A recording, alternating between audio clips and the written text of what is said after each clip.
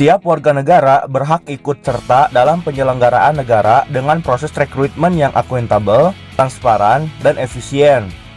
Untuk membentuk karakter penyelenggara negara yang baik dan berintegritas, maka diperlukan A. Pelatihan bela negara, B. Kode etik penyelenggara negara, C. Norma dasar, D. Sumpah setia jabatan, E. Tata tertib penyelenggaraan negara. Oke, silahkan pause terlebih dahulu video ini, kemudian kerjakan dan tulis jawaban kalian di kolom komentar.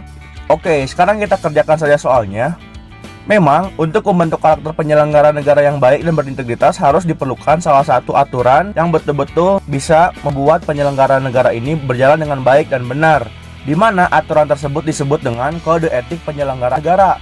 Definisinya itu adalah norma dan ketentuan mengenai etika yang mengatur sikap, perilaku, tindakan, dan ucapan bagi penyelenggara negara yang diberlakukan pada lembaga dan atau profesi bidang tugas tertentu dalam melaksanakan tugas dan wewenangnya. Maka dari itu, dengan adanya kode etik penyelenggara ini mengatur tentang apa yang harus dilakukan oleh penyelenggara, apa yang tidak boleh dilakukan oleh penyelenggara, supaya apa? Yaitu supaya proses pelaksanaan penyelenggara negara akan berjalan dengan baik. Maka dari itu, jawaban yang paling tepat untuk soal ini adalah yang B, yaitu kode etik penyelenggara negara. Kemampuan pimpinan dalam pembangunan perlu dilandasi dengan wawasan terhadap kondisi alam demi tercapainya kebijakan dan ketahanan nasional. Selain itu, wawasan tersebut akan menopang integritas pemimpin dalam aspek pembangunan, khususnya pada bidang A. Geografi, B. Demografi, C. Sosial, D. Kultural, E. Sumber daya alam. Oke, silakan pause terlebih dahulu video ini, kemudian kerjakan dalam 3 detik, lalu tulis jawaban kalian di kolom komentar. Oke, sekarang kita langsung saja kerjakan soal ini. Dalam teks ini dijelaskan bahwa kemampuan pimpinan dalam pembangunan perlu dilandasi dengan wawasan terhadap kondisi alam. Di mana pada teks ini yang perlu ditekankan adalah wawasan terhadap kondisi alam yang harus dimiliki oleh seorang pimpinan. Wawasan tersebut akan menopang integritas pemimpin dalam aspek pembangunan khususnya pada bidang. Jadi mungkin yang ditanyakan adalah wawasan terhadap kondisi alam ini berkaitan pada bidang. Tentu saja jawaban yang paling tepat adalah jawaban yang A, yaitu geografi, di mana tentu saja definisi dari geografi secara lengkap yaitu ilmu tentang permukaan bumi, iklim, penduduk, flora, fauna, serta hasil yang diperoleh oleh bumi. Maka tentu saja jawaban yang paling tepat untuk soal ini adalah jawaban yang A, di mana kalau yang berkaitan dengan wawasan terhadap kondisi alam itu adalah tentang geografi. Sedangkan terkait dengan demografi, demografi itu adalah ilmu tentang susunan, jumlah, dan perkembangan penduduk. Kemudian bisa juga ilmu yang memberikan uraian atau gambaran statistik mengenai suatu bangsa dilihat dari sudut sosial politik, atau juga bisa dikatakan sebagai ilmu kependudukan.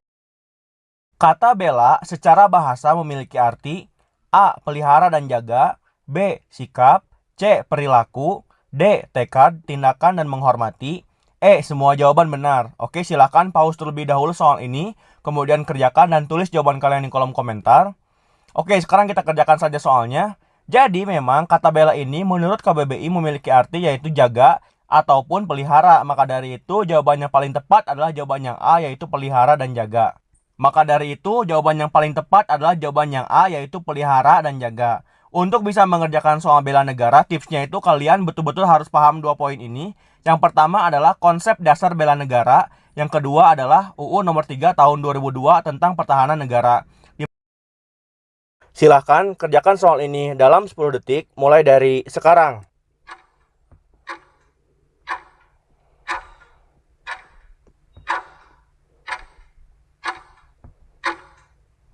Oke, silahkan tulis jawaban kalian di kolom komentar. Cara cepat dan tepat untuk bisa mengerjakan soal radikalisme adalah kita harus mengetahui 3 konsep ini. Yang pertama adalah konsep dasar radikalisme. Yang kedua adalah harus mengetahui UU nomor 5 tahun 2018 tentang tindak pidana terorisme. Kemudian yang ketiga adalah kita harus mempelajari 45 butir pengamalan Pancasila. Oke, sekarang kita kerjakan soal ini.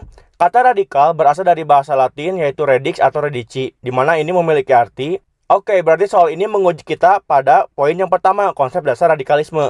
Di mana kata radikalisme sendiri berasal dari kata radikal, di mana kata radikal ini berasal dari bahasa Latin yaitu redix atau redici. Dalam bahasa Latin itu adalah akar. Maka jawaban yang paling tepat adalah jawaban yang E.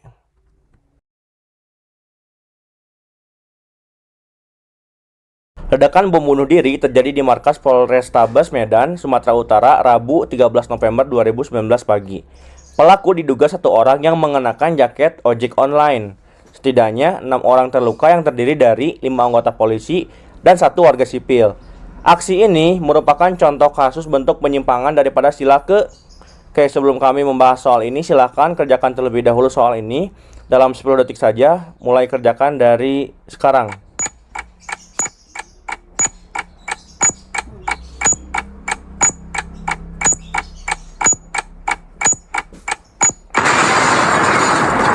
Oke, silahkan rekan semua tulis jawabannya di kolom komentar. Jadi, untuk mengerjakan soal radikalisme dengan bacaan seperti ini, tipsnya supaya bisa lebih cepat mengerjakannya adalah kita langsung baca pertanyaannya, kemudian langsung pahami tujuan dari pertanyaannya. Dimana di sini, pertanyaannya itu adalah aksi ini merupakan contoh kasus bentuk penyimpangan daripada sila ke.